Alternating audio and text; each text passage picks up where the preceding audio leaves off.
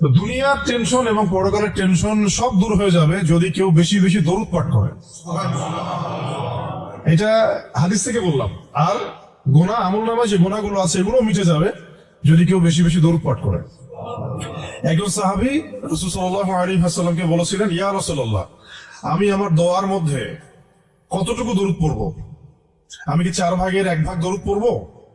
নবীজি বলেছেন সাল্লাল্লাহু আলাইহি ওয়াসাল্লাম, তুমি পড়তে পারো, চাইলে আরো বাড়াতে পারো, বাড়ালে তোমার জন্য উত্তম।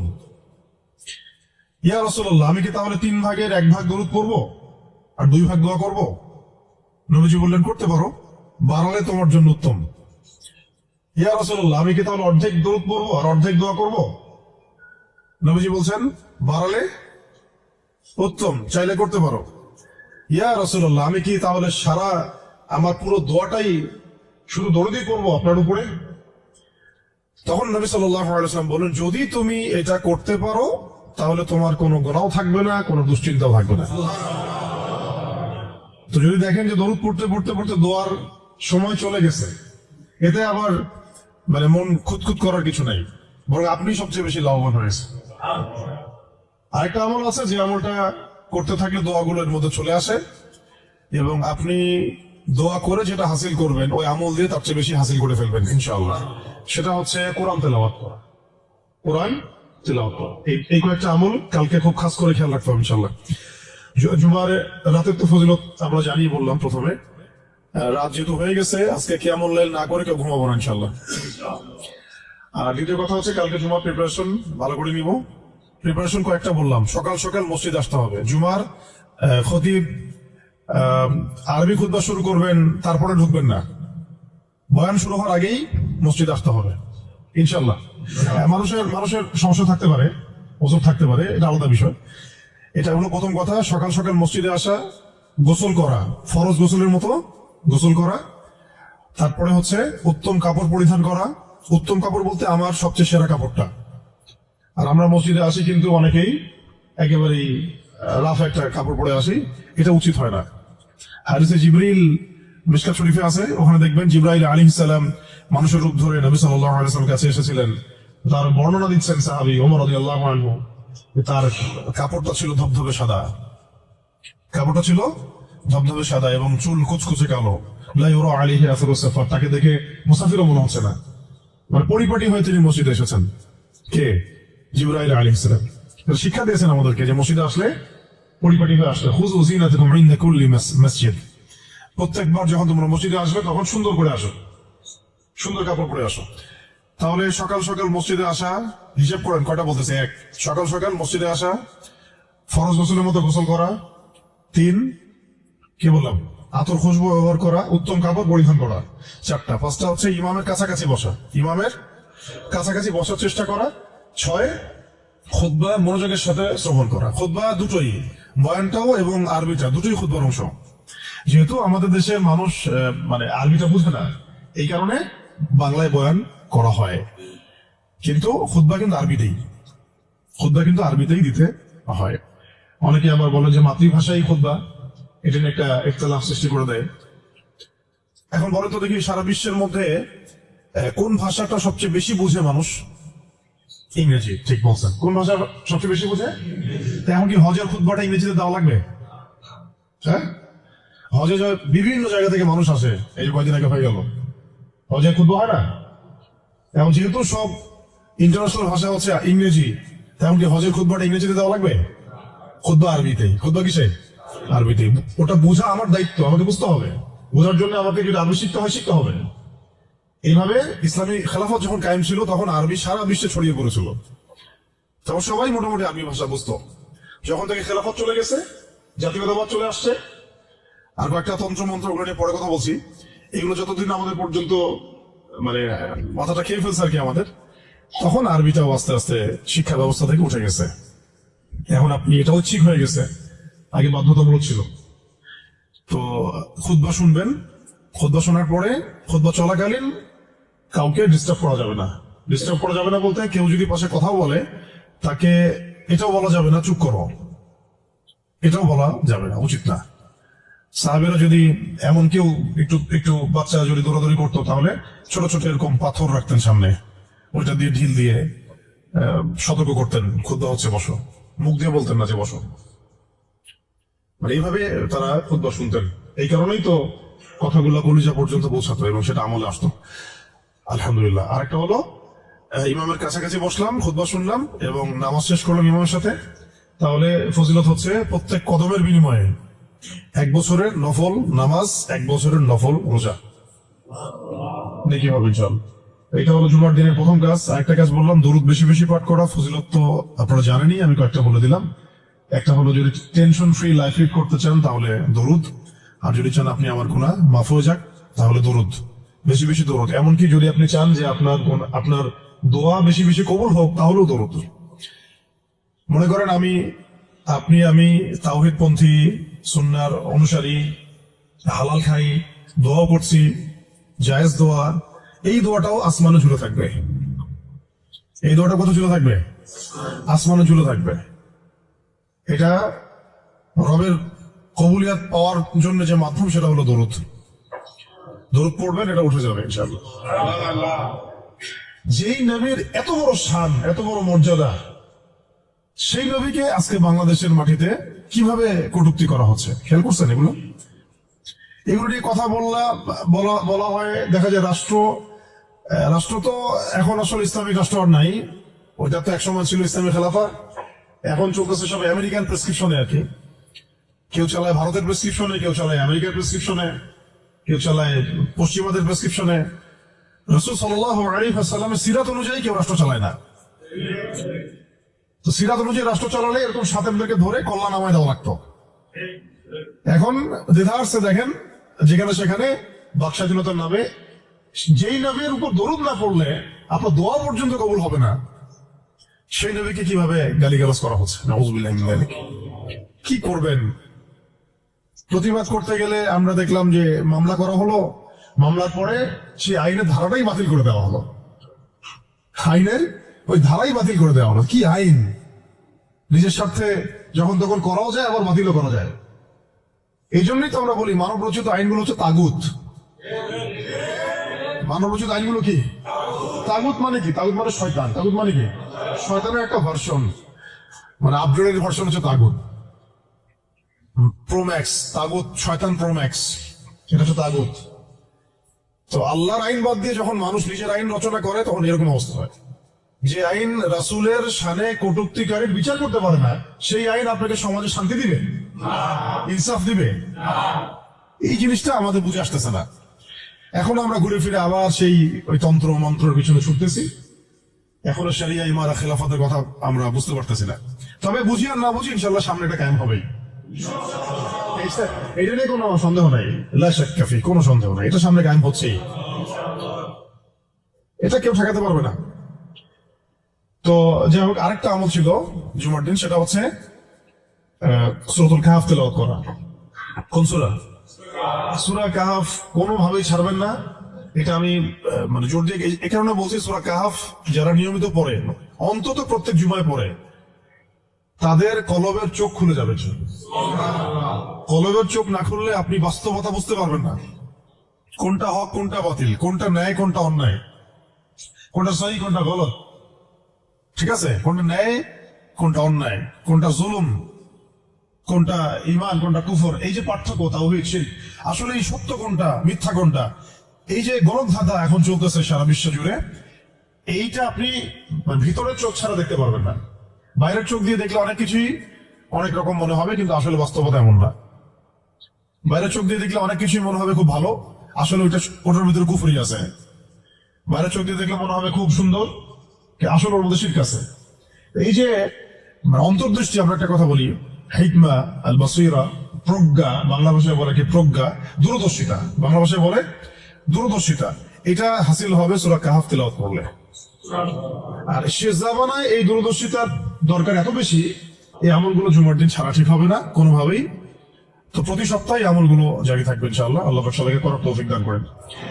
আজকে আমি লম্বা আলোচনা করার সময় পাচ্ছি না, ইনশাআল্লাহ আপনাদের সাথে আবার দেখা হবে ইনশাআল্লাহ। কোন একদিন দিনের বেলা এসে লম্বা সময় দেওয়ার চেষ্টা করবো ইনশাআল্লাহ। তো আজকে আমি জাস্ট একটা সূরা নিয়ে কথা বলতে যাচ্ছি আপনাদের সাথে। শুধু একটা ছোট্ট সূরা, ইনশাআল্লাহ অন্য কোনো দিন আরো বিষয়ভিত্তিক আলোচনা হবে। এই সূরাটা হচ্ছে সূরা কাফিরুন। কোন সূরা? সূরা কাফির। সবাই জানি না সূরাটা? কিছু বিষয় আছে এই সূরার মধ্যে যেগুলো আমরা অনেকে জানি কিন্তু বুঝতে পারছি না। ওইটা বোঝানোর জন্য আমি একটু পুরাতন আলোচনা নতুন করে করার চেষ্টা করছি আর কি। তার আগে একটা ফজিলত বলি যে সূরা কাফিরুন যে ব্যক্তি রাতের বেলা তেলাওয়াত করবে, ঘুমানোর আগে তেলাওয়াত করবে আর কি, আল্লাহ রাব্বুল আলামিন তাকে শিরকের পাপ থেকে হেফাজত করবেন।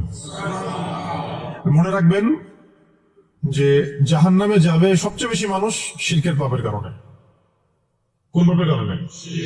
শিরকের পাপের কারণে। এবং শিরকের পাপ এমন পাপ যেই পাপটা আল্লাহ রাব্বুল আলামিন ক্ষমা করেন না, ওই অবস্থায় মারা গেলে ক্ষমা করেন না। কিন্তু তওবা করলে, জীবদ্দশায় তওবা করলে ইনশাআল্লাহ মাফ হতে পারে, অবশ্যই হতে পারে। কিন্তু ওই শিরকের পাপ নিয়ে কেউ যদি মারা যায়, আল্লাহ রাব্বুল আলামিন এই পাপটাকে ক্ষমা করবেন না। এটা সূরা নিসার মধ্যে অনেকবার বলা হয়েছে, ইন্নাল্লাহা লা ইয়াগফিরু আন ইউশরাকা বিহি ওয়া ইয়াগফিরু মা দুনা যালিকা লিমান ইয়াশা। নিশ্চয় আল্লাহ রাব্বুল আলামিন শিরকের গুনাহকে মাফ করেন না, কিন্তু অন্য যে কোনো বড় গুনাহ হোক আল্লাহ পাক যাকে ইচ্ছা মাফ করতে পারেন, যাকে ইচ্ছা আল্লাহ মাফ করতে পারেন। এখন এই শিরকের পাপ থেকে বাঁচাবে কোন সূরা? সূরা কাফিরুন। রাতের বেলা তেলাওয়াত করতে হবে অন্তত একবার। রাতের আরো অনেক আমল আছে, এটা তো আপনারা জানেনই। অন্তত পক্ষে এই আমলগুলো করবেন। সূরা ফালাক, নাস, ইখলাস এগুলো পড়বেন। শেষ রাতে মুনাজাত করবেন। 2 রাকাত নফল হলেও পড়ার চেষ্টা করবেন। আল্লাহ পাক সবাইকে তৌফিক দান করেন। আর ঘুমানোর আগে সূরা বাকারার শেষে 2টা আয়াত পড়বেন বা 3টা আয়াত পড়বেন। সারা রাতের ইবাদতের নেকি হয়ে যাবে ইনশাআল্লাহ। 33 বার সুবহানাল্লাহ পড়বেন, 33 বার আলহামদুলিল্লাহ পড়বেন, 34 বার আল্লাহু আকবার পড়বেন। এছাড়াও তো আছে আল্লাহুম্মা বিইসমিকা আমুতু আহইয়া। এছাড়াও আরো অনেক দোয়া আছে, কয়েকটা বললাম। সূরা মুলক তেলাওয়াত করতে পারেন যদি সময় হয়, এবং করা উচিত। কারণ সূরা মুলকের তেলাওয়াত কবরের আযাব থেকে বাঁচাবে ইনশাআল্লাহ। এগুলো আমল করবেন। আমলটা বাড়ানোর চেষ্টা করতে হবে এই কারণে যে যার আমল বেশি তার মধ্যে নূর বেশি, আল্লাহ পাকের মারিফত বেশি, তার মধ্যে দ্বীনের ফিকিরও বেশি থাকবে, এবং তার দোয়াও বেশি কবুল হবে ইনশাআল্লাহ। সে আল্লাহকে পাবে, কাছে পাবে। আমল ভালো হলে আখলাক ভালো হবে, আখলাক ভালো হলে তার দ্বারা সমাজ উপকৃত হবে। এবং আমরা খেয়াল করে দেখেছি সিরাতের কিতাবগুলোতে সাহাবায়ে কেরাম জিহাদের মাঠেও মেসওয়াক ছাড়তেন না, মানে আমলে তারা গুরুত্ব দিতেন, খুব বেশি আমলের প্রতিযোগিতা করতেন, কে কত বেশি আমল করতে পারে। একজন সাহাবী খুঁটির সাথে নিজেকে বেঁধে রাখছিলেন, যে ঘুম আসে, নামাজ পড়তে পড়তে ঘুম আসে, খুঁটির মধ্যে বেঁধে রেখেছেন নিজেকে, ঘুমে পড়ে না যান। তো পরে নবী সাল্লাল্লাহু আলাইহি ওয়াসাল্লাম বললেন যে এত মানে অতিরিক্ত কষ্ট না করতে বললেন। আল্লাহ পাক তো সবসময় তোমার ইবাদত কবুল করতে পারেন, নিজের উপর ইহসান করো, নিজের শরীরের হক আদায় করো। একজন সাহাবী এমন আমল শুরু করেছিলেন যে স্ত্রীর প্রতি তাকানোই বন্ধ করে দিয়েছেন এক সময়, হ্যাঁ তাই না? পরে স্ত্রী এসে অভিযোগ করছে, আমাকে তো আমার স্বামী দেখেই না। তখন নবী সাল্লাল্লাহু আলাইহি ওয়াসাল্লাম জেগে বললেন যে দেখো, স্ত্রীর হক আছে তোমার উপরে, তার হক আদায় করো, সেটাও সুন্নাত, এটাও ইবাদত। এইভাবে সাহাবায়েরা আমলের প্রতিযোগিতা করতেন। তো আমাদেরকে আমলের মধ্যে ব্যালেন্স করতে হবে, মানে একদিকে ঝুঁকে যাওয়া না, সব আমলগুলো যেন আমার আমলের মধ্যে থাকে, এটা ব্যালেন্স করতে হবে। শুধু তসবিহ দানা নিয়ে পড়ে থাকবো, জিহাদের কথা বলবো না, এটা আবার না। আমি শুধু জিহাদের কথাই বলবো, দিন কায়েমের কথাই বলবো, নিজের ইবাদত আমল ঠিক থাকবে না, এমন না। মানে সবকিছু ব্যালেন্স থাকতে হবে, আকীদা, আমল, সুন্নাহ, ইত্তেবা সব ব্যালেন্স থাকবে ইনশাআল্লাহ। সবচেয়ে জরুরি 2টা বিষয়ে আমরা মাথায় রাখবো, একটা হলো ইবাদত, একটা হচ্ছে দিন কায়েম। একটা হলো ইবাদত, একটা হলো দিন কায়েম। ইবাদত তো ব্যক্তিগত ব্যাপার, এটা জীবনের প্রত্যেকটা ক্ষেত্রে ইবাদত থাকবে। আর দিন কায়েম করতে হবে জীবনের প্রতিটা ক্ষেত্রেই, শুধুমাত্র ব্যক্তিগত জীবনে, ইবাদত বন্দেগীর জীবনে না, আমার অর্থনীতি, ব্যবসা বাণিজ্য, আমার সংস্কৃতি, শিক্ষা এবং রাজনীতির মধ্যেও আল্লাহ পাক তৌফিক এনায়েত করেন। তো এখন যেটা বলতে চাচ্ছিলাম যে একদিন আপনারা তো সিরাত মোটামুটি পড়েছেন, সিরাত মানে রাসূল সাল্লাল্লাহু আলাইহি ওয়াসাল্লামের জীবনী তো মোটামুটি পড়েছেন, আমি আশা করি। যদি না পড়ে থাকেন অবশ্যই পড়বেন, ঠিক আছে? প্রথমে শুরু করবেন তো কোরআন তেলাওয়াত থেকে। কোরআন তেলাওয়াত শিখতে শিখতে সিরাতটা পড়ে ফেলবেন। সিরাতটা আগে পড়া থাকলে আপনি কোরআন হাদিসের অর্থ যখন পড়তে শুরু করবেন, তখন বুঝতে পারবেন যে কোন আয়াত কোন প্রেক্ষাপটে, কোন হাদিস কোন প্রেক্ষাপটে নাজিল হয়েছে। আপনার মাথায় পুরো 23 বছরের একটা ফ্রেম থাকবে, এটা খুব জরুরি। তাহলে আপনি বুঝতে পারবেন যে কিভাবে দিন প্রতিষ্ঠা করতে হবে, এবং কিভাবে নবী সাল্লাল্লাহু আলাইহি ওয়াসাল্লাম করেছেন, তার উপর দিয়ে কি অতিবাহিত হয়েছে, সাহাবীদের উপর দিয়ে কি অতিবাহিত হয়েছে, এটা আমাদের মাথায় থাকবে। এবং কোন প্রেক্ষাপটে তারা কিভাবে রিয়াক্ট করেছেন, ওইটা আমাদের মাথায় থাকবে। সিরাতটা আমি পড়ার জন্য খুব বেশি জোর দেই। আরেকটা বিষয় বলতে চাই যে এই সিরাতের প্রথম যে 13 বছর এটা ছিল মাক্কি জীবন। কোন জীবন? মানে মক্কায় নবী সাল্লাল্লাহু আলাইহি ওয়াসাল্লাম দাওয়াত দিচ্ছেন। তো মক্কার পরিবেশটা কেমন? মক্কার পরিবেশটা হচ্ছে আবু জেহেলের শাসন চলতেছে। কাদের শাসন? আবু জেহেলের শাসন চলছে, আবু লাহাবের শাসন চলছে, উতবা সাহেবা এদের কর্তৃত্ব চলছে। আবার একই সাথে নবী সাল্লাল্লাহু আলাইহি ওয়াসাল্লাম তিনিও একটা সম্ভ্রান্ত বংশ থেকে আসছেন, সম্ভ্রান্ত গোত্র থেকে, বনু হাশিম থেকে। তো তার গোত্রের মর্যাদা অনেক বেশি, ঠিক আছে? আর এদিকে বনু মাখজুম, বনু বনু এই তাইম, বনু তাই, বনু আদি, আরো অনেক গোত্র আছে। তো তারাও কিন্তু মোটামুটি প্রভাবশালী। তো রাজনৈতিক যে ক্ষমতাটা, মক্কার রাজনৈতিক যে ক্ষমতাটা, এটা আছে ওই সময় আবু জেহেল, আবু লাহাব, উতবা সাহেব এদের হাতে। এবং ওদের একটা পার্লামেন্ট ছিল, ওর নাম ছিল দারুন নাদওয়া। কি নাম ছিল? দারুন নাদওয়া। তারা আল্লাহকে বিশ্বাস করত, একটু ভালো করে বোঝার চেষ্টা করেন। তারা আল্লাহ পাককে বিশ্বাস করত, আল্লাহ বলে একজন আছে, এটা তারা আকীদা ঠিক রাখতো। এমনকি আল্লাহ পাক সৃষ্টিকর্তা, আল্লাহ পাক রিজিক দাতা, আল্লাহ সন্তান দাতা, এটাও তারা বিশ্বাস করত। কারা বিশ্বাস করত? আবু জেহেল, আবু লাহাব, উতবা সাহেবা, তারাও বিশ্বাস করত। তাহলে কিসে বিশ্বাস করতো না? তারা তাওহীদে রুবুবিয়্যাত বিশ্বাস করতো, কিন্তু উলুহিয়াত, আসমা ও সিফাতে বিশ্বাস করতো না। মানে আল্লাহ পাকেরই যে বিধান মানতে হবে, আল্লাহ পাকেরই যে দাসত্ব করতে হবে এবং মৃত্যুর পর জবাবদিহিতা আছে, এই বিষয়গুলোতে তারা বিশ্বাসী ছিল না। এখন প্রথম 3 বছর নবী সাল্লাল্লাহু আলাইহি ওয়াসাল্লাম গোপনে দাওয়াত দিয়েছেন। কত বছর? প্রথম 3 বছর। আর চতুর্থ বছর থেকে প্রকাশ্যে দাওয়াত শুরু হয়েছে। মক্কার কত বছর মোট? 13 বছর। এই সময় তো ইসলামী রাষ্ট্র কায়েম হয়নি, হয়েছে? দাওয়াত হয়েছে, খালি দাওয়াত। কোন পরিবেশে দাওয়াত? বলুন, আবু জেহেলের যে রাজত্ব, ওর মধ্যে দাওয়াত হয়েছে। মনে করেন যে আপনি এখন আছেন মোদির রাজত্বে, মনে করেন ওইরকম একটা পরিবেশে যদি ইসলাম আসে, ওইটা একটা মক্কার মিসাল হইতে পারে, যে ওইটা একটা মক্কার মতো পরিবেশ। এখানে আপনি দাওয়াত, সবাই অমুসলিম, সবাই মূর্তি পূজারী, সবাই মুশরিক, ওখানে আপনি ইসলামের দাওয়াত দিচ্ছেন। পরিস্থিতি কত কঠিন! কঠিন না সহজ? অনেক কঠিন। শুধু যে শিরক আছে তা না, ওই সমাজে সুদও আছে। কি আছে ওই সময়? সুদ আছে। ওই সমাজের মধ্যে জেনা আছে, ওই সময় ব্যভিচার আছে, ওই সময় মাদক দ্রব্য আছে, মেয়েদের অবমাননা আছে, কন্যা সন্তানের জীবন্ত দাফন করা হয়, তারপরে জুয়া আছে, মারামারি, হানাহানি, কাটাকাটি, গোত্রে গোত্রে দ্বন্দ্ব, এগুলো একটা সমাজের মধ্যে। একটু চিন্তা করেন, কল্পনা করেন। আপনার এই এলাকা কি এমন? আপনার এলাকা কি এমন? না। কিন্তু ওই বিষয়গুলোর কিছু কিছু বিষয় তো অবশ্যই এখনো আছেই, বরং এমন কিছু বিষয় আছে যেগুলো আগের চেয়ে বেশি আছে। আইএমএ জাহিলিয়াতের যে কথাটা বলছি, আইএমএ জাহিলিয়াতে কিন্তু সমকামিতা ছিল না এত বেশি। আপনার পুরো বাংলাদেশে এখন সমকামিতা আইএমএ জাহিলিয়াতে যে বেশি। ওই সমকামী আইএমএ জাহিলিয়াতে আপনার ট্রান্সজেন্ডার ছিল না, আপনার বাংলাদেশে আছে এখন। আইএমএ জাহিলিয়াতে পর্নোগ্রাফি ছিল না। পর্নোগ্রাফি মানে মোবাইল ফোনে, তো বুঝে নিত, এগুলো ছিল আইএমএ জাহিলিয়াতে? ছিল না। প্রযুক্তির এত উৎকর্ষ ছিল না যেটা দিয়ে এরকম বোম টোম ফেলে, পারমাণবিক বোম দিয়ে মানুষকে মেরে ফেলা যায়, ছিল? ছিল না। এরকম এয়ারক্রাফট নিয়ে গাজার উপর দিয়ে গেল, বোম ফেলে দিল, মেরে ফেললো শিশুদেরকে, এমন ছিল? মানে অনেক ব্যাপার আমি আপনাকে দেখাতে পারবো যেগুলো আইএমএ জাহিলিয়াতের চাইতে এখন অনেক বেশি আছে, শয়তানি। কিন্তু কিছু কিছু বিষয় ছিল যেগুলো আবার আইএমএ জাহিলিয়াতে ছিল না। এক কথায় আমরা এটা বলতে পারি যে নবী সাল্লাল্লাহু আলাইহি ওয়াসাল্লাম যখন নবী হয়ে এসেছেন, তখন 23 বছরের মধ্যে তিনি আইএমএ জাহিলিয়াতকে কবর দিয়ে গেছেন। কিন্তু যখন থেকে আবার খোলাফায়ে রাশেদা শাসন চলে গেছে, ইসলামী খেলাফত গুলো আস্তে আস্তে আস্তে আস্তে অ্যাবলিশ হয়ে গেছে, তখন আবার নতুন করে জাহিলিয়াত গুলো এই সমাজে, শুধু সমাজে না, সমাজে, রাষ্ট্রে, বিশ্বের মুখে একেবারে একদম ঢুকে গেছে, না মানে একদম শেকড় গেড়ে ফেলছে। এখন এখন সময় হচ্ছে ওই আবার নতুন শেকড় গাড়া জাহালাত গুলোকে উপড়ে ফেলার, এটা সময় এখন। এই জন্য পরিস্থিতিটা বুঝতে হবে যে নবী সাল্লাল্লাহু আলাইহি ওয়াসাল্লাম কোন কোন জায়গায় দাওয়াতের কাজ করছিলেন।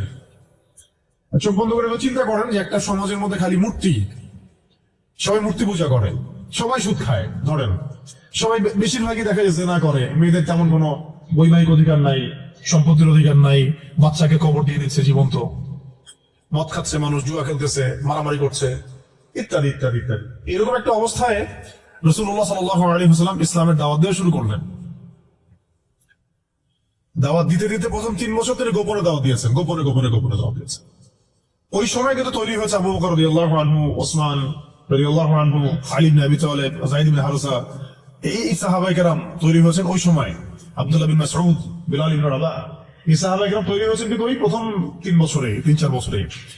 এরপর যখন প্রকাশ্যে দাওয়াত দেওয়া শুরু করলেন, যখন ওমর এবং হামজা রাদিয়াল্লাহু আনহু তাদের মতো সাহাবীর ইসলাম কবুল করলেন, প্রকাশ্যে দাওয়াত শুরু হলো, তখন হকার বাতিলের দ্বন্দ্ব শুরু হলো। সত্য নিয়ে আপনি যখন মাঠে নামবেন, তখনই মিথ্যার সাথে দ্বন্দ্ব শুরু। এটা নিয়ম, চিরায়ত নিয়ম। ব্যাস আবু জেহেল, আবু লাহাব, উতবা সাহেব তো খেপে গেল। এখন এমন কোন পথ পদ্ধতি নাই যেটা তারা অ্যাপ্লাই করে নাই। প্রথমে আঘাত করলো এভাবে, আরে ওর কথা শোনার দরকার নাই, সে তো মাজনুন, ব্যক্তিগত আক্রমণ। খেয়াল করে দেখবেন, এখনো আপনি বাংলাদেশে দাওয়াতের কাজ শুরু করেন, সবার আগে আপনি শয়তানদের পক্ষ থেকে, মানে মানুষ এবং জিন শয়তান উভয় দুটোর কথাই বলতেছি, শয়তানদের পক্ষ থেকে সবার আগে বাধা পাবেন। আপনার ব্যক্তি নিয়ে সবার আগে আক্রমণ করা হবে। আগে ব্যক্তিগত জীবনে আক্রমণ করা হবে। আগে আপনাকে রাষ্ট্রীয় নির্যাতনের শিকার করা হবে না, ওটা পরে আসবে, শেষে আসবে। আগে ব্যক্তি থেকে, তারপর পরিবার থেকে, সমাজ থেকে, ধর্মনেতা থেকে, তারপর রাষ্ট্র থেকে, এইভাবে বাধা আসে আর কি। রাসূল সাল্লাল্লাহু আলাইহি ওয়াসাল্লামকে প্রথমে বলা হচ্ছিল যে মজনুন, নাউযুবিল্লাহি মিন যালিক, সাহির, জাদুঘর, নাউযুবিল্লাহ, ফারিকুল জামাআ, জামাত বিভক্ত করতেছে, নাউযুবিল্লাহ। তারপরে বলা হচ্ছে আর কি বলেন, শায়ের, কবি, হ্যাঁ, এরকম প্রায় 8-10টা কথা বলা হচ্ছিল, 8-10টার মতো কটাক্ষ করা হচ্ছিল প্রথম 3 বছরে। কিন্তু তেমন কোনো শারীরিক নির্যাতন করা হচ্ছিল না প্রথমে। আগে এভাবে ব্যক্তিকেন্দ্রিক আক্রমণ করা হচ্ছে। এরপর আল্লাহ পাক জবাব দিচ্ছেন, কোরআন নাজিল হচ্ছে, প্রত্যেকটার অ্যান্সার আসতেছে কোরআনে, তাই না? দাওয়াতের গতি বাড়তেছে, আলহামদুলিল্লাহ। মানুষ তো একবার ইসলামে আসলে আর ফিরে যাচ্ছে না। জান্নাতের খবর পেয়ে গেছে মানুষ। কোথায় ছিলাম, অন্ধকার থেকে আলোতে চলে আসছে। আর যারা এই নূরের স্বাদ একবার পেয়েছে, তারা কি আর ফিরে যাবে? এখনো দেখেন অনেক বড় বড় পাপী মানুষ, আমরা নিজেও দেখেছি, নিজেরাও অনুভব করেছি, বহু বড় বড় পাপী মানুষ রাসূল সাল্লাল্লাহু আলাইহি ওয়াসাল্লামের রওজার সামনে গিয়ে সালাম দিয়েই একেবারে তওবা করে খাঁটি মুমিন হয়ে গেছে। বহু মানুষ আছে এমন, অনুভূতি কাজ করে ওখানে গেলে। একটা অনেক পাপী মানুষ ছিল, কাবাঘর ধরে যে টাচ করছে, কাবাঘরে চোখ দিয়ে দরদর করে পানি পড়া শুরু হয়েছে, সে তার লাইফকে সংশোধন করে নিয়েছে। আর সেখানে তো সাহাবীরা রাসূলের কাছে যাচ্ছেন, তার দরবারে বসছেন, হাতে হাত রেখে বায়াত করতেছেন, তাকে তার পা ধুয়ে দিচ্ছেন, তাকে ওযু করাই দিচ্ছেন। সারাদিন তারা রাসূল সাল্লাল্লাহু আলাইহি ওয়াসাল্লামের সাথেই আছে। কত বড় সৌভাগ্যের বিষয়। এখন প্রথমে যখন দেখা গেল এইসব দিয়ে কাজ হচ্ছে না, তারপর তারা অর্থনৈতিক চাপ দেওয়া শুরু করলো, সামাজিক বয়কট করা শুরু করলো। কারা কারা? আবু জেহেল, আবু লাহাব, উতবা সাহেব। আমি কিন্তু এই কয়েকটা নাম বলছি, এটা কিন্তু শুধু নাম নয়, এটা একটা ক্যারেক্টার, চরিত্র। আজকের বিশ্ব আবু জেহেল আছে, আবু লাহাব আছে, উতবা সাহেবরা আছে না?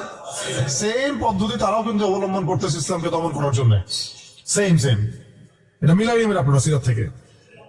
এবার শুনেন, অর্থনৈতিক চাপ দিয়ে কোনো কাজ হচ্ছে না, ব্যক্তিগত আক্রমণ করে কাজ হচ্ছে না, শারীরিক নির্যাতন করেও কাজ হচ্ছে না। সাহাবীদেরকে মেরে ফেলা হচ্ছে, সুমাইয়া রাদিয়াল্লাহু আনহাকে মেরে ফেলা হয়েছে না, শহীদ করা হয়েছে। তারপরে ইয়াসির রাদিয়াল্লাহু আনহুকে শহীদ করা হয়েছে মক্কায়। এরকম সাহাবীদেরকে নির্মম নির্যাতন করা হচ্ছে। বেলাল রাদিয়াল্লাহু আনহুকে পিটানো হচ্ছে, ওসমান রাদিয়াল্লাহু আনহুকে পর্যন্ত মারা হয়েছে, আবু বকর রাদিয়াল্লাহু আনহুকে উতবা মেরেছে একদিন, লাআনাহুল্লাহ। এখন শারীরিক নির্যাতন করে কোনো কাজ হচ্ছে না, ঈমান থেকে সরানো যাচ্ছে না, অর্থনৈতিক বয়কট করে কাজ হচ্ছে না। 3 বছর বয়কট করে দিল বনু হাশেমকে, মনে আছে আপনাদের? গাছের ছালপাতা খেয়ে তারা থাকলেন শিয়াবে আবু তালেবে। 3 বছর বয়কট, সমাজ থেকে বয়কট, গালিগালাজ করে কোনো কাজ হচ্ছে না। এমনকি জীবন কেড়ে নিয়েও, জান নিয়েও কোনো কাজ হচ্ছে না। এই আন্দোলন, এই লা ইলাহা ইল্লাল্লাহ মুহাম্মাদুর রাসূলুল্লাহ বিপ্লবী কালিমাকে থামানো যাচ্ছে না। কোন পরিবেশে? আমাদের মতো অনুকূল পরিবেশে না, মনে করেন ভারতের মতো প্রতিকূল পরিবেশে। মনে করেন, বোঝানোর জন্য বললাম যে একটা গভর্নমেন্ট আছে, সে চরমভাবে ইসলাম বিদ্বেষী, সে তার গুন্ডা পান্ডা দিয়ে মুসলিমদেরকে পিটাচ্ছে আর মারতেছে, এখন যেখানে সেখানে, দেখতেছেন না? রাষ্ট্রীয়ভাবে মুসলিম দমন হচ্ছে। একটা তো হলো রাষ্ট্রীয়ভাবে না, মানে অরাজনৈতিক ভাবে কেউ ইসলামের বিরোধিতা করতেছে, সেটা আলাদা ব্যাপার। একটা হচ্ছে রাষ্ট্রীয়ভাবে ইসলামকে দমন করা হচ্ছে। কোথায়? ভারতে, সবাই জানি। তো রাষ্ট্রীয়ভাবে দেখেন গাজাকে আজকে ধ্বংসস্তূপে পরিণত করা হলো, বৈশ্বিক ভাবে। জাতিসংঘের প্রত্যক্ষ মদত এগুলো হয়েছে, আমেরিকার প্রত্যক্ষ সহযোগিতা এগুলো হয়েছে, পশ্চিমাদের প্রত্যক্ষ মদত এগুলো হয়েছে। এখন কথা হচ্ছে আপনাকে পরিস্থিতিটা বুঝতে হবে যে আবু জেহেল আবু লাহাবের অবস্থা কেমন ছিল, ওই সংস্থার অবস্থা কেমন ছিল। প্রতিকূল পরিবেশে দাওয়াতের কাজ করা হচ্ছে, তারা একটার পর একটা অস্ত্র প্রয়োগ করছে, কিন্তু কোনো অবস্থাতেই মুসলমানদেরকে থামানো যাচ্ছে না। তাদের সংখ্যা কি বাড়ছে না কমছে? মুসলিমদের সংখ্যা বাড়ছে না কমছে? আবার বলেন, মুসলিমদের সংখ্যা কি বাড়ছে না কমছে? বাড়ছে আর বাড়ছে আর বাড়ছে, দিন দিন বাড়ছে। কত নির্যাতন হচ্ছে, শারীরিক ভাবে মারা হচ্ছে, অর্থনৈতিক নিষেধাজ্ঞা দেওয়া হচ্ছে, সমাজ থেকে বয়কট করা হচ্ছে, তারপর সম্পত্তি থেকে বঞ্চিত করা হচ্ছে, বাবা ছেলেকে তাড়াই দিচ্ছে, মা ছেলেকে তাড়াই দিচ্ছে। কি একটা অবস্থা! অবস্থা কি ভাবতে পারছেন কেমন জটিল অবস্থা? এত কিছু করেও যখন কোনো কাজ হলো না, তখন আবু জেহেল আবু লাহাব উতবা সাহেবারা একটা নতুন ফর্মুলা নিয়ে আসলো। এখন তারা নতুন একটা ফর্মুলা নিয়ে আসছে।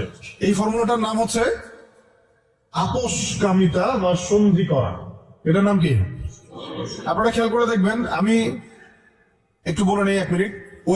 ওই আইয়ামে জাহিলিয়াতে যে জাহালাত গুলো আপনি দেখছেন, শিরকের জাহালাত, সুদের জাহালাত, রিবা, তারপরে মাদক, তারপরে জেনা, ব্যভিচার, গোত্রীয় হানাহানি, সব আপনি এখনকার বিশ্বে দেখতে পারবেন। কিন্তু যখন দেখা যাবে মুসলিমরা খুবই শক্ত অবস্থায় আছে ইমানের দিক থেকে, কোন অবস্থায় টলানো যাচ্ছে না, ঠিক যেমন সাহাবীদের মতো, তখন তারা নতুন একটা ফর্মুলা নিয়ে আসবে। কি ফর্মুলা? এই যে এই ফর্মুলাটা, সন্ধি, ঐক্য, মৈত্রী, মানবতা, এইসব শব্দ কিছু নিয়ে আসবে। নিয়ে এসে বলবে, ঠিক আবু জেহেল যেভাবে বলছিল যে, হে মুহাম্মদ, তুমি তো আমাদের সন্তান, আমাদের তো ভাতিজা, তাই না? চাচা ভাতিজা সম্পর্ক আমাদের, তো তোমাদের সাথে আমাদের এত দ্বন্দ্বের তো দরকার নাই। একটা কাজ করো, আসো তোমরা একটা বছর আমাদের লাত উজ্জা হবল মানাতের ইবাদত করো, আমরা 1 বছর তোমার আল্লাহর ইবাদত করবো। কেমন মনে হচ্ছে প্রস্তাবটা? বলেন, কার প্রস্তাব? আবু জেহেল আবু লাহাব উতবা সাহেবাদের প্রস্তাব। এটার সাথে আজকে বিশ্ব মিলাই নিয়েন, ওটা আপনারাও মিলাবেন। আমি ধরাই দিচ্ছি, মিলাবেন কারা নিজেই বুঝতে পারবেন আপনি যে কথা কোন দিকে যাচ্ছে এখনকার প্রেক্ষাপটে আর কি।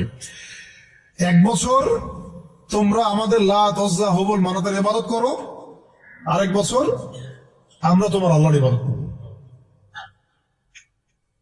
এখন সরাসরি এভাবে আপনাকে বলবে না যে তোমরা ইসলাম ছেড়ে দাও, তোমরা সবাই ইসলাম ছেড়ে কাফের হয়ে যাও, হিন্দু হয়ে যাও, খ্রিস্টান হয়ে যাও, ইহুদি হয়ে যাও। এরা একটা বলবে না আপনাকে, এই শয়তানরা।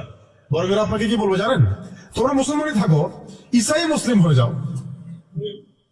কি বলবে? মুসলমান থাকো, কি হয়ে যাও? ঈসাই মুসলিম হয়ে যাও, এটাও তো মুসলিম। তোমরা মুসলমান থাকো, কাদিয়ানি মুসলিম হয়ে যাও। কি মুসলিম হয়ে যাও? ওটা ওই যে খাচ্ছেন আপনারা, এটা এই তো জাহালাত, সব কাদিয়ানি তো এগুলো এগুলো এগুলো এগুলো এগুলো না খাওয়া সবের কাজ। এটা না খাওয়া, না কেনা, এদের সাথে ব্যবসা বাণিজ্য না করা আপনার সবের কাজ, করাটা গোনাহের কাজ। এই ফতোয়াটা কি আমাদের ওস্তাদরা দিতে পারবেন না? আমি কি ভুল ফতোয়া দিয়েছি? একটা হচ্ছে সাতেম, যে আল্লাহ রসুলকে গালি দেয়, আর একটা হচ্ছে সে নিজেকে নবী দাবি করে। কে বড় কে বড় পাপী? দুটো তো পাপী, অবশ্যই দুটাই তো পাপী, দুইটাই মুরতাদ, দুটোই হত্যাযোগ্য অপরাধ করছে।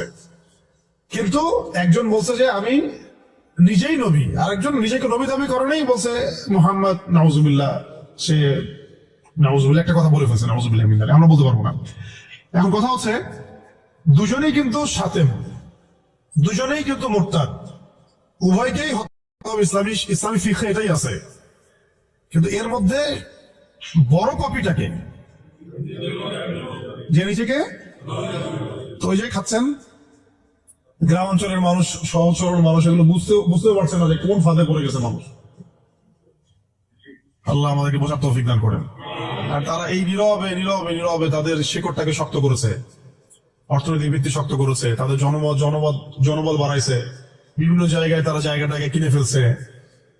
এমনও সাতক্ষীরার মধ্যে একটা আমরা গ্রামে গিয়েছিলাম যেখানে ওদেরই সংখ্যা বেশি, মুসলমানদেরকে তারা ওই দোকান ভাড়া দিচ্ছে।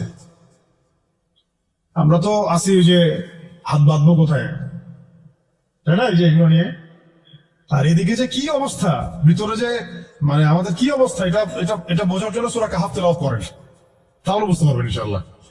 তা আমি বলছিলাম যে ওটা অন্য প্রসঙ্গ, এটা নিয়ে আপনারা খতমে নবুয়ত একটা বিভাগই আছে মার্কাজুদ দাওয়ায়, খতমে নবুয়ত বিভাগ আছে একটা, ওই খতমে নবুয়তের অনেক কিতাব, অনেক আর্টিকেলস সব ছাপানো হয়ে গেছে। এগুলো এগুলো আপনারা পড়লেই বুঝতে পারবেন কত বড় ধোঁকাবাজি, কত বড় প্রতারণা। এটা নিয়ে ইনশাল্লাহ আরেকদিন কথা বলবো ইনশাল্লাহ, ঠিক আছে? তবে এদের সাথে কোনো রকম সম্পর্ক রাখবেন না, কোন রকম। এটা আপনি ইমানের দাবি। আমি বলছি না যে আপনি অস্ত্র নিয়ে আপনি গিয়ে তাকে গর্দান নামায় দেন, এটা আপনি করতে পারবেন না। এটা আপনি করার মতো এখন আপনার ক্ষমতা নাই। যদি এটা ইসলামিক রাষ্ট্র হতো তাহলে আমরা এটার ব্যবস্থা নিতে পারতাম। এটা ইসলামিক রাষ্ট্র নয়, এটা একটা গণতান্ত্রিক রাষ্ট্র, সেকুলার রাষ্ট্র এবং জাতীয়তাবাদী রাষ্ট্র। এবং এই মতবাদগুলো ইসলামের সাথে সাংঘর্ষিক। ঘোরায় পেঁচায় খাওয়ানোরও কোনো সুযোগ নেই। এই মতবাদগুলো দিয়ে আপনি ইসলামী শরিয়া রাষ্ট্র কায়েম করতে পারবেন না। শেষ কথা। এটা চেষ্টা করে দেখে নেন, পারবেন না, কেউ পারে না আজ পর্যন্ত। এখন মূল যেটা কথা ছিল যে ওরা বলেছিল কি 1 বছর ইবাদত করো লাতুজ্জা হবল মানাতের আমাদের মূর্তিগুলার, আমরা 1 বছর তোমার আল্লাহর ইবাদত করবো, ঠিক আছে? এখনকার আবু জেহেল, আবু লাহাব বা সাহেবারা বলছে তোমাদের ধর্ম চেঞ্জ করার দরকার নেই, তোমরা ইসলামী মুসলিম হয়ে যাও, তোমরা কাদিয়ানি মুসলিম হয়ে যাও। ওর নাম হচ্ছে আহমদিয়া মুসলিম জামাত। তোমরা ধর্ম চেঞ্জ করার দরকার নেই, তোমরা আমাদের সুদ ভিত্তিক অর্থনীতিটা গ্রহণ করো। কি সুদের বিরুদ্ধে বললে অনেকে একটু খারাপ লাগে না? তোমরা ধর্ম চেঞ্জ করার দরকার নাই, লা ইলাহা ইল্লাল্লাহ পড়ো, মুহাম্মদ রাসূলুল্লাহ পড়ো, নামাজ পড়ো, হজ করো, উমরা করো, যাকাত দাও, কোনো সমস্যা নাই। কিন্তু আমাদের সুদ ভিত্তিক ব্যাংকিং সিস্টেমটা নাও। মানুষ নিয়েছে, প্রত্যেকটা মুসলিম কান্ট্রির মধ্যে এখন সুদ ভিত্তিক ব্যাংকিং সিস্টেম আছে। বুঝতে পারছেন কথা? হ্যাঁ, ধর্ম চেঞ্জ করার দরকার নাই, তোমরা আমাদের গণতন্ত্র নাও। কি নাও? বাস নিচে মুসলমানরা। ধর্ম চেঞ্জ করার দরকার নেই, তোমরা আমাদের জাতীয়তাবাদ নাও। মুসলমান জাতীয়তাবাদ নিয়ে নিছে। ধর্ম চেঞ্জ করার দরকার নেই, তোমরা আমাদের সেকুলারিজম মতবাদটা নাও। মানুষ নিয়েছে। ধর্ম চেঞ্জ করতে হবে না, তোমরা মুহাম্মদের উম্মত থাকো সাল্লাল্লাহু আলাইহি ওয়াসাল্লাম। তোমরা আমাদের কমিউনিজম নাও, সমাজতন্ত্র নাও। মানুষ নিয়েছে। এইভাবে এখনকার যুগের আবু জেহেল, আবু লাহাব আমাদেরকে ওই প্রস্তাবের মধ্যে নিয়ে আসছে। আমরা ওই সময় তো সাহাবায়ে কেরাম জবাব দেওয়ার আগে আল্লাহ পাক জবাব দিয়ে দিয়েছেন, আর সেই জবাব তো কোরআনে মওজুদ আছে। আমরা এই যুগের আবু জেহেল, আবু লাহাবদেরকে ওই জবাবটা দিতে পারি না, যে জবাবটা আল্লাহ পাক কোরআনে দিয়েছেন। আল্লাহ পাক কি বলেছেন এই প্রস্তাবে পড়ে? আল্লাহ পাক বলেছেন, কুল, হে নবী আপনি বলেন, ইয়া আইয়ুহাল কাফিরুন, হে কাফিররা শুনো ভালো করে, লা আ'বুদু মা তা'বুদুন, আমি তার ইবাদত করি না যার ইবাদত তোমরা করো। আমি তার ইবাদত করি না যার ইবাদত তোমরা করো। ওয়ালা আনতুম আবিদুন মা আ'বুদ, তোমরা তার ইবাদতকারী নও যার ইবাদত আমি করি।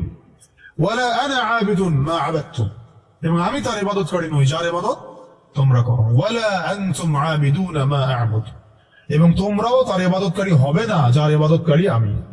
এখানে আয়াতকে রিপিট করা হয় নাই, বরং এটাকে একটাতে আপনার বর্তমান কালকে বোঝানো হয়েছে, একটাকে ভবিষ্যৎ বোঝানো হয়েছে। কিয়ামত পর্যন্ত মুসলমান মন্দিরে যাবে না, আর মন্দিরে যে যায় লোক সে এই মসজিদ আসবে না। আসলে ধর্ম চেঞ্জ করে আসতে হবে। লাকুম দীনুকুম ওয়ালিয়া দীন, তোমাদের দিন তোমাদের জন্য, আমার দিন আমার জন্য। এই জবাবটা আমরা এখনকার বিশ্বকে দিতে পারি নাই। ভালো খেয়াল করে দেখছেন? এইভাবে সূরাগুলোকে মিলাতে হবে। ওরা এখন আপনাকে বলছে না সরাসরি যে আপনি ধর্ম চেঞ্জ করেন, আপনি অমুসলিম হয়ে যান, কাফের হয়ে যান, মোরতাদ হয়ে যান, এগুলো তারা বলবে না। তারা বরং বলবে আপনাকে আমাদের সুদটা নাও, আমাদের সংস্কৃতি নাও, আমাদের শিক্ষা ব্যবস্থা নাও, আমাদের রাজনৈতিক সিস্টেমগুলো নাও, আমাদের গণতন্ত্র নাও, আমাদের ধর্ম নিরপেক্ষতাবাদ নাও, আমাদের কমিউনিজম নাও, আমাদের জাতীয়তাবাদ নাও। আর কি বলবেন? আমাদের সিকিউরিটি সিস্টেম নাও, আমাদের প্রযুক্তি নাও, আমাদের মিডিয়া নাও, এগুলো নাও। ধর্ম চেঞ্জ করার দরকার নাই। কাদিয়ানি হও, ইসাই মুসলিম হও, কিন্তু লা ইলাহা ইল্লাল্লাহ ওটাও পড়ো। এই যুগের লাতুজ্জা হুবল মানাত আরো বেশি ভয়ঙ্কর। এই যুগের আবু জেহেল, আবু লাহাব বা সাহেবারা আরো বেশি ভয়ঙ্কর ওই যুগের আবু জেহেল, আবু লাহাবদের চাইতে। আর ওই যুগের সাহাবায়ে কেরাম যে ভাষায় উত্তর দিয়েছিলেন, এই যে কোরআনের ভাষায়, লাকুম দীনুকুম ওয়ালিয়া দীন, কিয়ামত পর্যন্ত না তোমরা আমাদের দ্বীনের অনুসারী হবা, আর না আমরা তোমাদের দ্বীনের অনুসারী হব। তোমাদের সাথে আমাদের এইসব আদর্শিক কোন ঐক্য হতে পারে না। আদর্শিক কোন ঐক্য হতে পারে না। হ্যাঁ, ব্যবসা বাণিজ্য হতে পারে। কি হতে পারে? ব্যবসা বাণিজ্য হতে পারে, মুআমালাত মুআশারাত হতে পারে, প্রতিবেশী হিসেবে থাকতে পারে, অনেক কিছু আছে।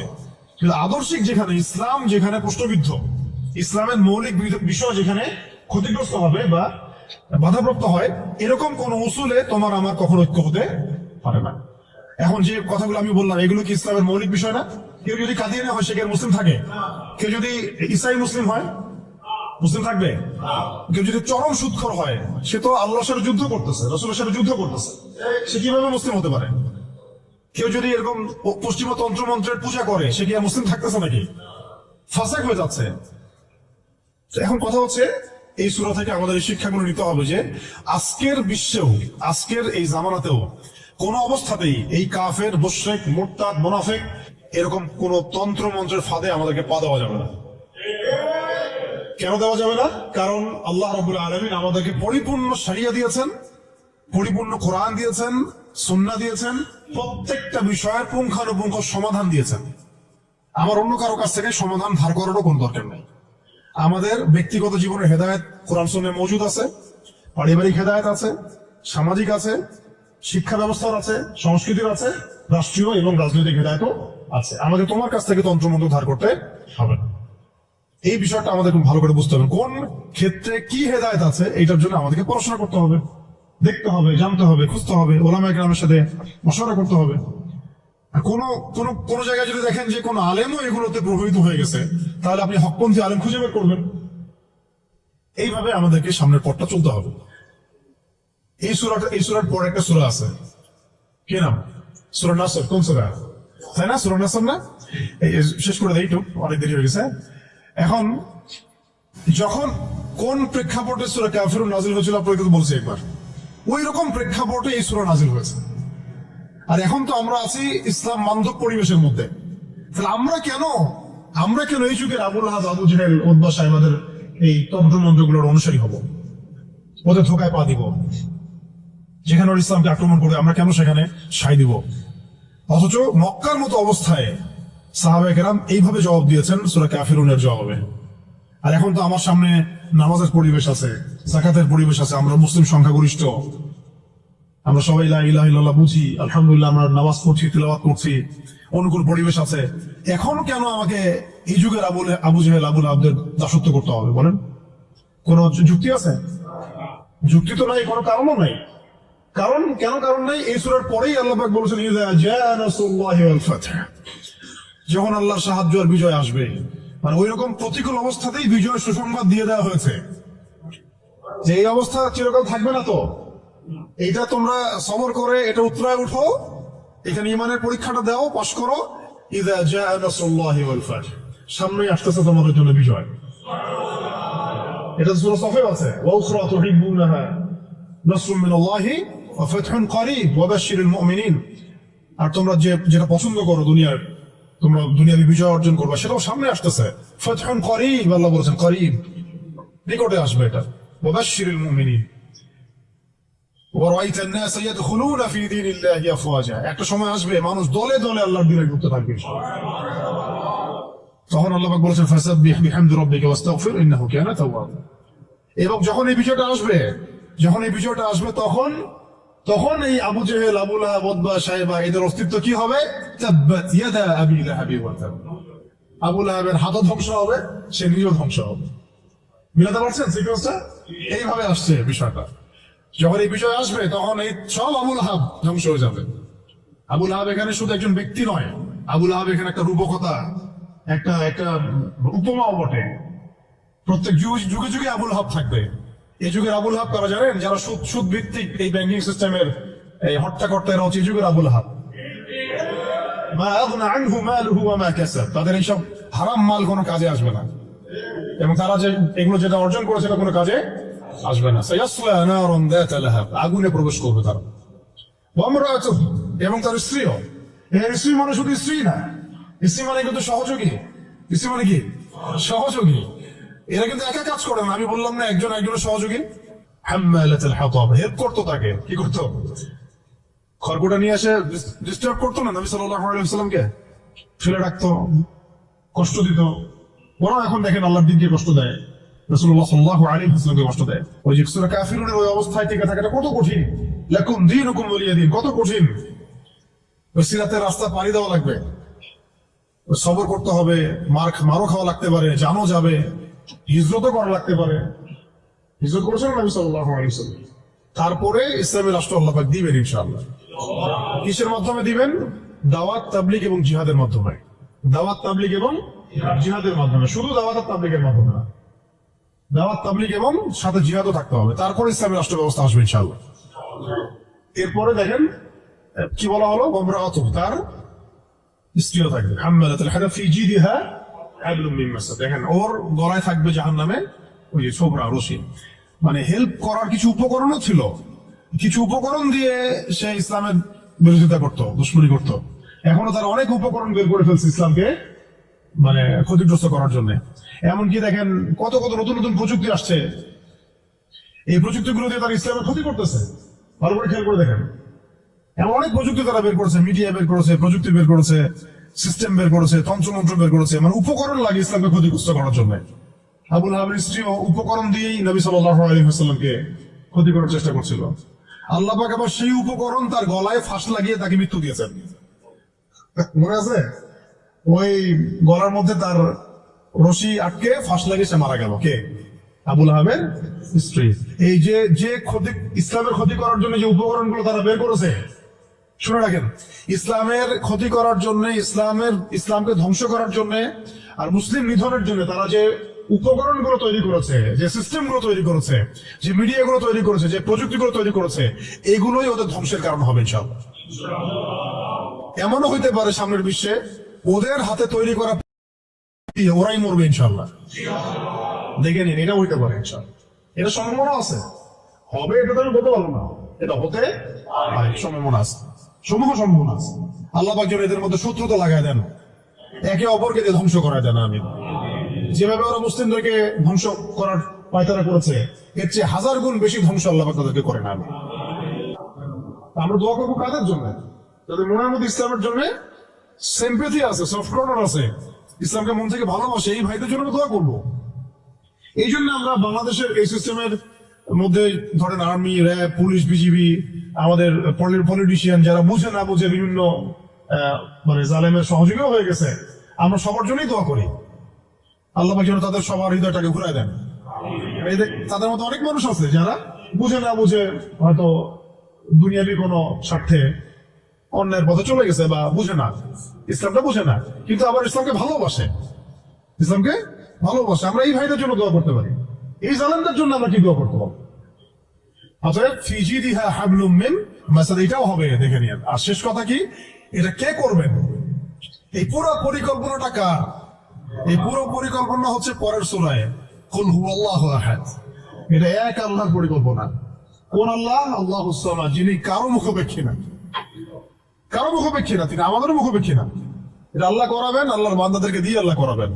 কোন আল্লাহ? লাম ইয়ালিদ, যিনি কাউকে জন্ম দেন নাই, ওয়া লাম ইউলাদ, তাকেও কেউ জন্ম দেয় নাই, ওয়া লাম ইয়াকুল লাহু কুফুয়ান আহাদ, তার মতো সমতুল্যের কেউ নাই। অতএব তোমরা যতই বাড়াবাড়ি করো, যতই তোমরা ইসলামের বিরুদ্ধে বিরুদ্ধাচরণ করো না কেন, ইসলামকে ধ্বংস করার চেষ্টা করো না কেন, সূরা কাফিরুন থেকে মক্কা বিজয় পর্যন্ত হালত আসবে ইনশাআল্লাহ। আর এখন যা চলতেছে এটাও ইনশাআল্লাহ আস্তে আস্তে পরিবর্তন হতে থাকবে, এবং ইনশাআল্লাহ আমরা আবার করবো ইনশাআল্লাহ। এই বিষয়ে কোনো সন্দেহ নাই যে সামনে ইসলামের বিজয় আসবে এবং মুসলিমদের সেই হারানো সেই গৌরব ঐতিহ্য আবার ফিরে আসবে। কিন্তু এটা আপনার ঘরে বসে থাকলে রেডিমেড হাতে মান্না সালোয়ার মতো আসবে না। এটা মান্না সালোয়ার আসার যুগ না, এটা আবাবিল পাখি আসারও যুগ না। এখানে পাথর আপনাকে ছুটতে হবে। আবাবিল পাখি এসে পাথর ছুটবে না, এটা পাথরটাকে ছুটতে হবে, আপনাকে ছুটতে হবে। ব্যাস, আল্লাহ পাক শর্ত দিয়ে দিয়েছেন, ইন তানসুরুল্লাহ ইয়ানসুরকুম, তোমরা আল্লাহর দ্বীনকে সাহায্য করো, আল্লাহ তোমাদেরকে সাহায্য করবেন। ওয়া ইউসাব্বিত আকদামাকুম, আল্লাহ তোমাদের পা শক্ত করে দিবেন। ওয়া ইন তাতাওয়াল্লাউ ইস্তাবদিল কওমান গায়রাকুম, তোমরা যদি মুখ ফিরে চলে যাও, আল্লাহ পাকের কিছু যায় আসে না। আল্লাহুস সামাদ, আল্লাহ অন্য কওমকে হেদায়েত দিয়ে তোমাদের স্থলাভিষিক্ত করবেন। সুম্মা লা ইয়াকুনু আমসালাকুম, তারা তোমাদের মতো হবে না। ব্যাস, এই হলো মূল কথা। তাহলে আমরা চাচ্ছি আল্লাহর ইবাদত করতে, তার জমিনে তার দ্বীনকে বিজয় করতে। এই বিজয় কি এমনি এমনি আসবে? কাজ করতে হবে তো নাকি? কয়েকটা কাজ আমরা করবো ইনশাল্লাহ, নিয়ত করতে পারি। প্রত্যেকে দিনের ফরজ জ্ঞান অর্জন করবো ইনশাল্লাহ, ঠিক আছে ইনশাল্লাহ। শেষ রাত শুরু হয়ে গেছে, আল্লাহ পাক যেন তৌফিক দেন, আমিন। এখন দোয়া কবুল হবে। প্রত্যেকে দিনের ফরজ জ্ঞান অর্জন করবোই করবো ইনশাল্লাহ, আমল বাড়াই দিব ইনশাল্লাহ, হালাল হারাম মেনে চলবো ইনশাল্লাহ। আমাদের পরিবারের পর্দার ব্যাপারে খেয়াল রাখবো, আমাদের শিক্ষার ব্যাপারে খেয়াল রাখবো, এবং জীবনের একটা নির্দিষ্ট ক্ষেত্রে ইবাদত করবো এমন না, পুরো জীবনটাকেই সুন্নাহ ভিত্তিক ঢেলে সাজাবো ইনশাআল্লাহ। এর পাশাপাশি প্রত্যেকটা এলাকায় আপনারা ঐক্যবদ্ধ থাকবেন, জামায়াবদ্ধ থাকবেন। এখন তো আর ওই অবস্থা নাই যে একজন আমি এরা সবাই মামুর হয়ে আছে, এমন তো অবস্থা নাই। তাই প্রত্যেকটা অঞ্চলেই তাওহীদপন্থী মানুষরা একসাথে থাকবেন ইনশাআল্লাহ। আর ইসলামপন্থী যে ভাইরা আছেন, বিভিন্ন দল সংগঠন করছেন, তাদের সাথে মিলেমিশে থাকবেন। একে অপরের সাথে কোনো কাদা ছোড়াছড়ি বা কোন রকমের দ্বন্দ্বে যাবেন না। তাদের দ্বারা ইসলামের উপকার হলে তো আলহামদুলিল্লাহ। কিন্তু যদি দেখা যায় তারাও এইসব তন্ত্রমন্ত্র ধোকায় পড়ে গরম খাতায় হারায় যান, এতে আল্লাহর কিছু যায় আসবে না। আল্লাহ পাক শরিয়া কায়েম করাই দিবেন ইনশাআল্লাহ। তারাও বুঝতে শিখবে, বুঝতে পারবে যে এইসব পশ্চিমা তন্ত্রমন্ত্র দিয়ে শরিয়া কায়েম হবে না। অন্তত পক্ষে কিছু যদি উপকার হয় তাহলে তাও তো ভালো, ইসলামের জন্য ওইটুকু ভালো। নাইমামার সাথে কারণ আমরা ভালো বলি আমরা, কি কথা। শেষ কথা হচ্ছে, এইগুলোর সাথে আমাদের ব্যাপক দাওয়াতের কাজ লাগবে, ব্যাপক দাওয়াতের মেহনত লাগবে, এবং প্রয়োজনে জিহাদের প্রস্তুতি রাখতে হবে। এই কাজগুলো মানে একত্রিত হলে ইনশাল্লাহ দেখবেন সূরা কাফিরুন থেকে মক্কা বিজয় ইনশাল্লাহ হয়ে যাবে। আচ্ছা, এইগুলা আমি আবেগ থেকে কথা বলেছি এমন না, এটা বাস্তব। এটা বাস্তব ছিল, অতীতেও হয়েছে, এবং প্রত্যেক শতাব্দীতে ইসলাম বিজয়ী ছিল, এই শতাব্দীতে হবে ইনশাল্লাহ। আল্লাহ পাক যেন সেই কাফেলে আমাদেরকে কবুল করেন। আল্লাহ পাক যেন আমাদের মধ্যে যারা ইখলাস রাখেন, মনের মধ্যে ইখলাস রাখেন, সেই প্রত্যেক ভাইকে আল্লাহ পাক সেই মাকবুল জামায়াতের মধ্যে, মাকবুল কাফেলার মধ্যে কবুল ও মঞ্জুর করে নেন।